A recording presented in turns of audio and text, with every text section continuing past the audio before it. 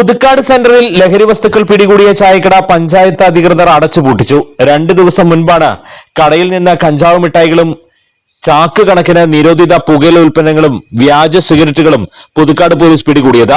സംഭവത്തിൽ കടയുടമയും സഹായിയും പോലീസ് പിടിയിലായിരുന്നു. 24 മണിക്കൂറും പ്രവർത്തിക്കുന്ന കടയിൽ വിദ്യാർത്ഥികൾക്കും ഇതര സംസ്ഥാന തൊഴിലാളികൾക്കും ലഹരി വസ്തുക്കൾ വിൽപ്പന നടത്തുന്നുവെന്ന പരാതി വ്യാപകമായിരുന്നു. ഇതേ തുടർന്നാണ് പോലീസ് പരിശോധന നടത്തിയത്. വൻതോതിൽ ലഹരി വസ്തുക്കൾ പിടികൂടിയ കട തുറന്നു പ്രവർത്തിച്ചതിനെതിരെ പരാതിയുമായി നാട്ടുകാരും രംഗത്തെത്തി. ഇതിനിടെയാണ് പോലീസിന്റെ റിപ്പോർട്ടിന്റെ അടിസ്ഥാനത്തിൽ പഞ്ചായത്ത് അധികൃതർ എത്തി കട അടപ്പിച്ചത്.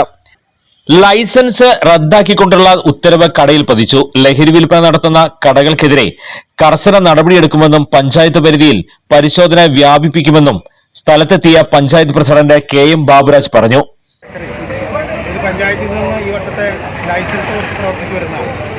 ഇവിടെ കഴിഞ്ഞ ദിവസം പുതുക്കാട് പോലീസ് റെയ്ഡ് നടത്തി ഇവിടെ ലഹരി പദാർത്ഥങ്ങൾ പിടിച്ചെടുക്കുകയും നിയമത്തിന് എതിരായിട്ടുള്ള സാധനങ്ങൾ ഇവിടെ വിൽപ്പന നടത്തുന്നതിൻ്റെ അടിസ്ഥാനത്തിൽ പോലീസിൽ നിന്ന് കിട്ടിയ റിപ്പോർട്ട് അനുസരിച്ച് പഞ്ചായത്ത് നിരോധിതമായ സാധനങ്ങൾ വിറ്റതിൻ്റെ അടിസ്ഥാനത്തിൽ പഞ്ചായത്തിൽ നിന്നും അനുവദിച്ചിട്ടുള്ള ലൈസൻസ് റദ്ദ് ചെയ്തുകൊണ്ടുള്ള തീരുമാനം കൊടുക്കാനായിട്ടാണ് ഞങ്ങൾ വന്നത്.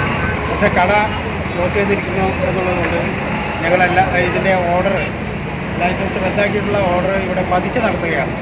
പഞ്ചായത്തിലെ സെക്രട്ടറി ഉമ്മ ഉണ്ണികൃഷ്ണനും അതുപോലെ തന്നെ അസിസ്റ്റൻറ്റ് സെക്രട്ടറി ചിത്രയും KS വിജയനും അടങ്ങുന്ന സെക്ഷൻ ക്ലാർക്ക് സിന്ധുവും അതുപോലെ തന്നെ ജോസുകളുമാണ് ഇതിന് നേതൃത്വം നൽകി ഇവിടെ എത്തിയിട്ടുള്ളത്.